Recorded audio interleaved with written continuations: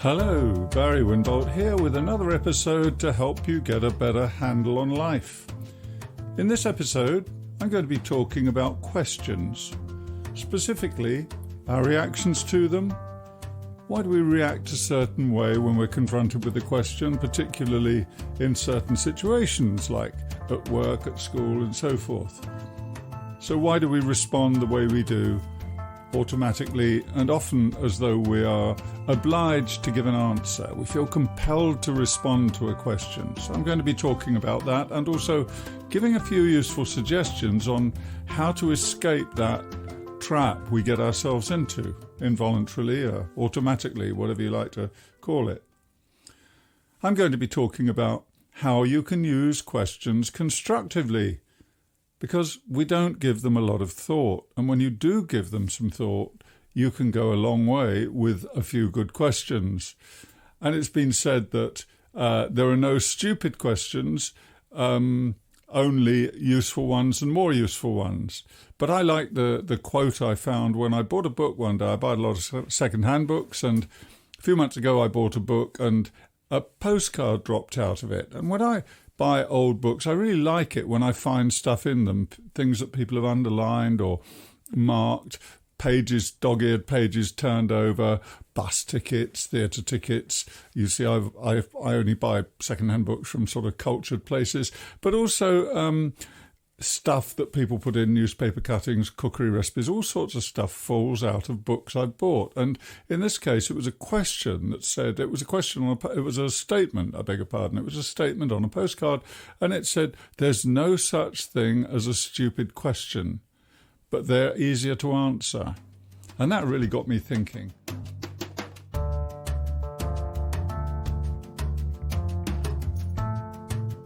But really what prompted this episode of the podcast is, why do we get so hung up with why? And why does it cause so much trouble in our lives? As you know, or may not know actually, as you are going to find out in the next few seconds, I'm a therapist. I've been a mediator and still do a little bit of conflict resolution. I'm a psychologist and writer. And I've had a particular interest since I started my psychology training, or my psychotherapy training as it was back then in the early 1990s. I've had a particular interest in how we use language.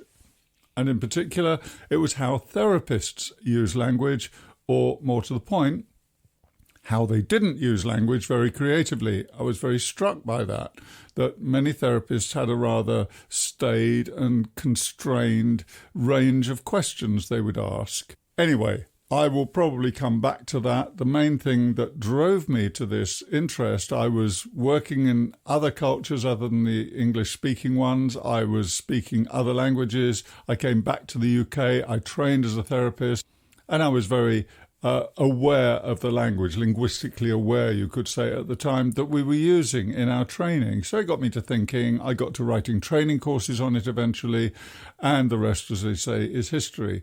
So that question of why, I know, goes to the heart of a lot of heartache, a lot of difficulty in some people. Anyway, questions are powerful, and that's what interests me. And in particular, I've had a bit of a beef for a number of years about poor use of poorly framed questions, if I can call it that, particularly among professionals like myself, therapists, but also members of the legal profession, journalists. For God's sake, if I hear that question one more time, how does that make you feel? Well, it just lacks imagination. It doesn't draw out information. But that's the problem with treating the news as entertainment, I suppose, where feelings reign supreme, as we know.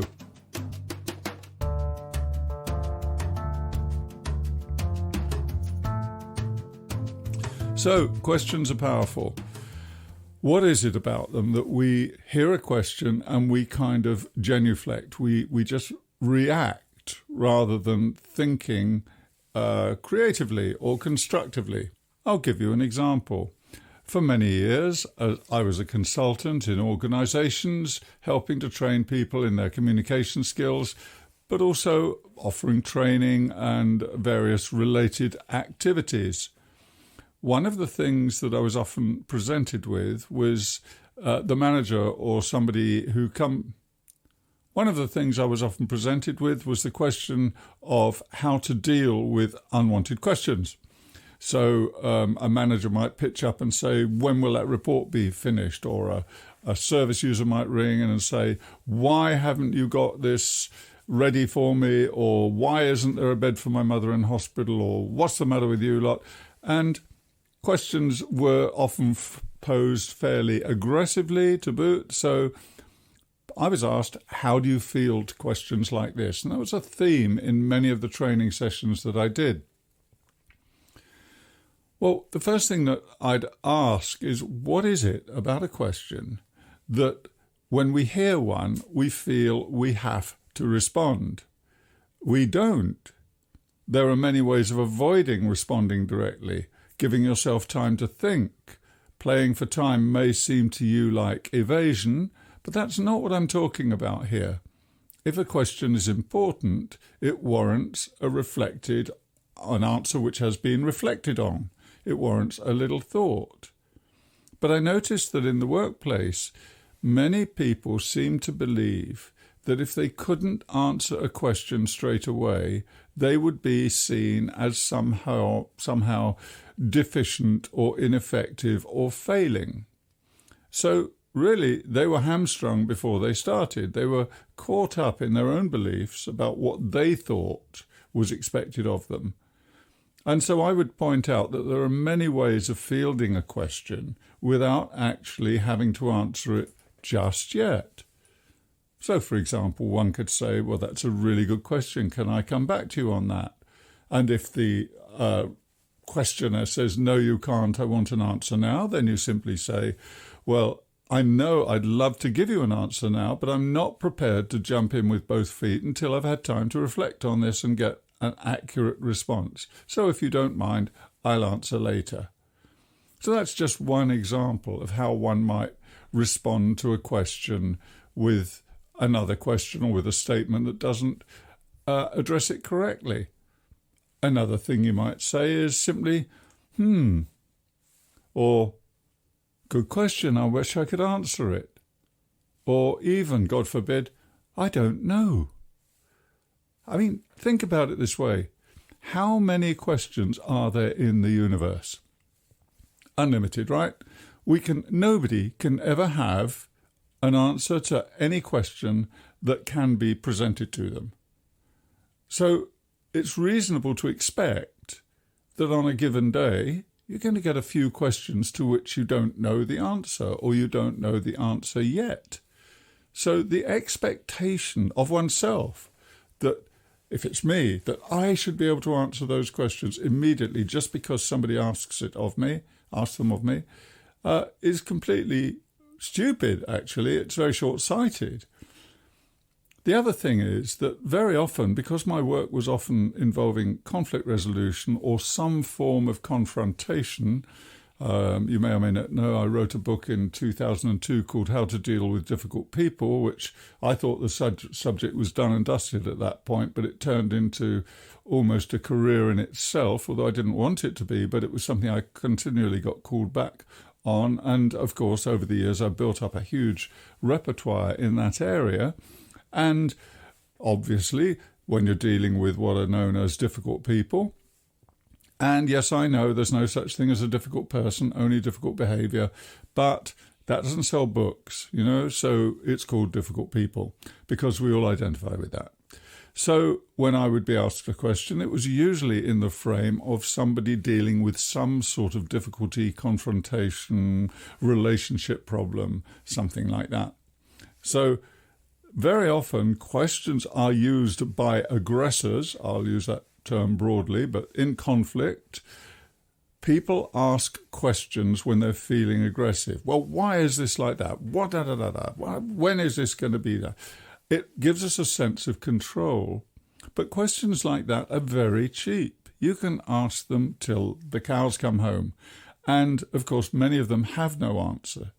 So what the responder or the potential responder, the person answering, is going to do is, as I say, genuflect. They're going to go into this reactive mode where they think, oh, I've got to answer this question, I've got to answer this question.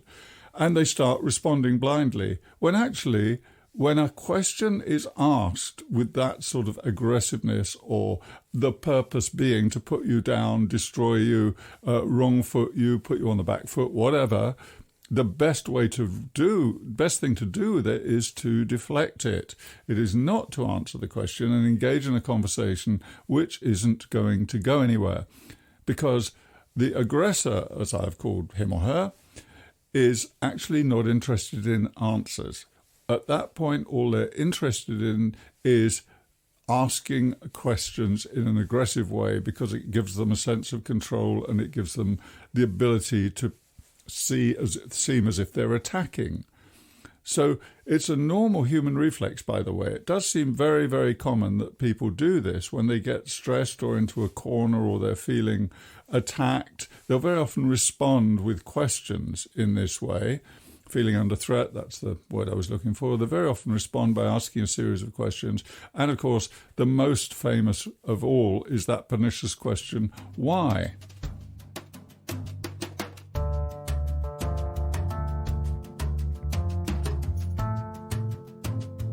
The interesting point for me years ago, and still is, was what is it in us that makes us feel, when we receive a question, that we must respond?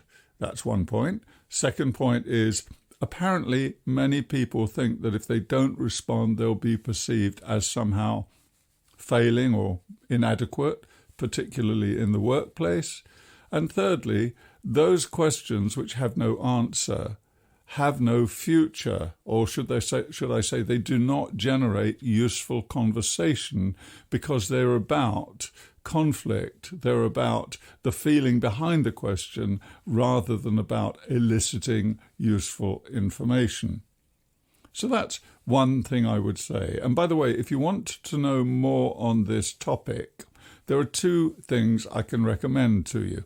One is my blog, Why Wouldn't I? But seriously, www.barrywinbolt.com. I've got quite a few pithy sort of posts and items I've written over the years. I've been keeping this blog for, must be nearly 12 years now, but certainly from very early on in sort of the blog days, I was keeping a blog, and it's had several incarnations, but my posts have stayed with me mostly through all of those incarnations, and we're up to over 1,200, I think, posts now on the blog. And in that, if you just put questions into the search box, you'll get some, I hope, interesting stuff. The other thing that I found very useful, and I can just see it here in my compact little studio on the south coast of England, is a book by somebody called, I probably heard my chair creak as I reached out for it, Marilee, I couldn't remember her first name, Marilee Goldberg. And this book is absolutely brilliant. The Art of the Question, a guide to short-term, question-focused therapy. Now, forget the therapy word, folks, because this is actually about far more than that. And I found it a very useful book. It was also, in the olden days, when I first came across it, which was probably the late 1990s, it was a symbol of my uselessness. The fact that I judged a book by its cover. More specifically, I judged it by Marilee's first name, which, interestingly, in a Freudian sort of interest, I couldn't remember a moment ago, because I looked at this book and dismissed it. It came through to us, to our office, for review, among with several hundred books a year that came in at that time. And I discarded the book because I thought it just didn't look serious to me. Well, how wrong could I have been? Nevertheless, I put it on my bookshelf, and a couple of years later I read it, and I've been eternally grateful, with my apologies, my sincere apologies, to Marilee Goldberg, PhD, no less, for never having paid it the attention it deserved as soon as it came out. However, perhaps I've made amends, because I've mentioned it here now, and I have not ceased to mention it in my training events over the years ever since.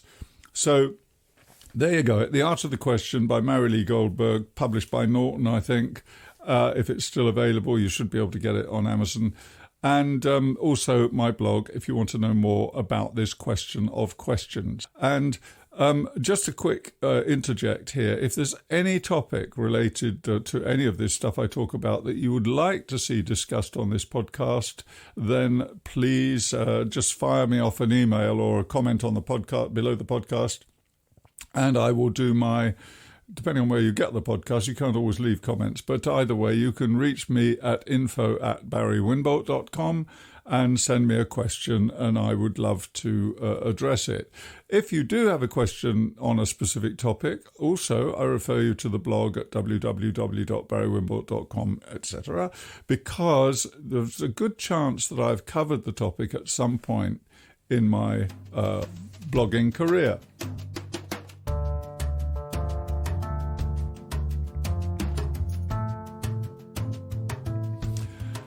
So back to the questions. So what is it about questions is the first point I've covered. The second point I covered was how can we use questions to be more productive? Well, that's tied in with the third point, which is this pernicious question, as I call it, this infernal little question, why? So perhaps I'll cover that first. My work as a therapist, and also my work as a mediator, I used to do more of that than I do these days, frequently revolves around, or shall I say, the fix to the problem, whether it's a personal problem in an individual's case or a problem between individuals, as in family therapy or mediation. The fix often involves language, that is both the language we use to think about things and the language we use in addressing each other and responding to each other. Now, nobody teaches us this stuff. You might have had a little, depending on your training. If you work in one of the people-focused professions, you might have got a little training in the use of words and the use of questions and phrasing and so forth. But actually, there's not a lot of work that goes on in teaching us how to use language constructively. And specifically, questions they are probably the most used form of words that we have. But a question, because it's framed as a question, and it has a question mark at the end of it, or in some languages before it as well, the question, because it's framed that way, it doesn't mean it is a question, i.e. a question to elicit an answer, i.e. more information. It could be a challenge. Why did you do that? It could be blaming somebody. What on earth did you do that for? It's all about tone of voice. It's all about method of delivery, time, place, context, and all that.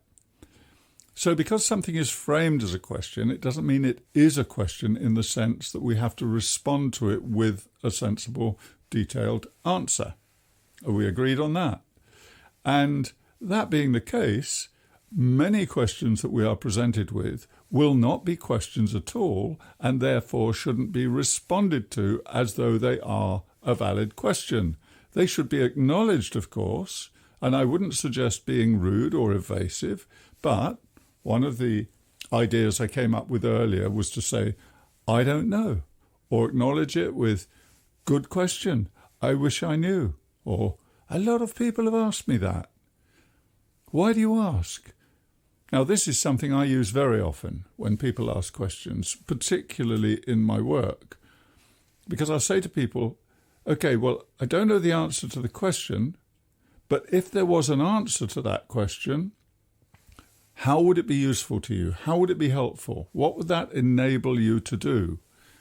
And then we have, from there, usually stems a very much more interesting conversation. So what I'm pointing at here is, first, questions have many forms and many purposes, but the general purpose, or should I say the purpose to which we instinctively think they are put is not always what they're being used for. In other words, not all questions are worthy of a detailed response because they may not have been asked with that in mind. A standard question that we use all the time, how are you? And of course we don't want a detailed history of the person's health problems or a description of their latest marital spat. We're simply following a formula. So that's a simple example of a question that isn't really a question. It's just a rhetorical sort of statement that we use in order to oil the social wheels, so to speak. So the first thing I'd recommend is that you figure out when somebody asks you a question is whether it is a valid question that needs an answer or whether you're feeling pushed to answer it because that's how we are conditioned to respond. But actually, this particular question doesn't require an answer, or maybe it isn't in your interests to answer it as a question at that point in time. Another thing I've recommended for many years in my training and elsewhere is build up that little repertoire of standard responses. Good question, I wish I could answer. Other people have asked me that. I don't know. What do you think? Fire it back to them. I'll get back to you on that. Oh, I'd love to answer that question. Oh, that's such an interesting question. You are so clever. Bit busy now. Can I get back to you in 6 weeks? Or whatever. It depends how evasive you want to be, without being evasive, of course. And finally, I suggested asking, why do you ask? Because if you know what's behind a question, that gives you the information you need to answer it correctly. The questions, dodgy questions, as I call them, poorly framed questions, are at the root of many, many ongoing disputes. And indeed, it's a way many human beings seem to deal with pain. I just want to know why they died is an expression of an emotion, but of course there can be no answer to that, no satisfactory answer anyway. So we really have to think about the questions that we're being asked and the questions we're using. Now, I talked about why, and I think I went a bit out of order again, but that's not for the first time, as regular listeners will know. And if you are a regular listener, hello again. Nice to have you along. Thank you very much. Anyway, back to the question of why. If you ask a question which begins with what, where, how, who, when, then what's happening in your mind? Think about it. What happened on the 17th? Where were you on the 17th? When the 17th came round, what were you doing? How was it all working on the 17th? You know, all of those sorts of questions around a specific date in this case, but just for example. Before you can answer those questions, any of them, you're going to have to go into your mind and have a little search through your memory for a recollection of what was happening, in this case on the specific date, but it could be in any other situation. What, where, who, how, when tends to prompt a search in your mind. Some people call it a transderivational search, but I'm not banging on about that too much because I don't know the origins of that term and I don't know even if it's a genuine concept. But either way, you have to go and search your mind. You have to search the archives for factual information or information which, according to your memory, is factual. It happened. You're reporting on an incident. You're reporting on something you think you know about. What, where, when, how, who sends you on a search. You have to recall or pull up information about an event, let's say, for simplicity. Now, let's frame another question. If I say, why did you do that? Why on earth did you do that? Or why did you do that? I wonder why that happened. Now, that tends to lead to speculation for a number of reasons. Firstly, most questions don't have an answer, general questions like that. Do you know why you did such and such on a certain day? It might be that you did it. You do have a very good recollection of that. Well, I did that because so-and-so had fallen over and needed taken to hospital and that led to this and that and the other. Okay, in that case, it's okay. But if somebody asks you, well, why were you late this morning? They're not actually interested in details about the budgie dying or the cat getting sick or your child having to stay off school and you had to make childcare arrangements. They're not interested in that. Really, they're reprimanding you for not being on time. And more importantly, in a lot of those cases where you get asked a why question, it won't be about something which is requiring the recall of factual information. And because you'll feel compelled to respond, you will have to dream up, literally, you'll have to confabulate, you'll have to create an answer in your mind, which isn't drawing on observed fact or recollection, it's drawing on your imagination.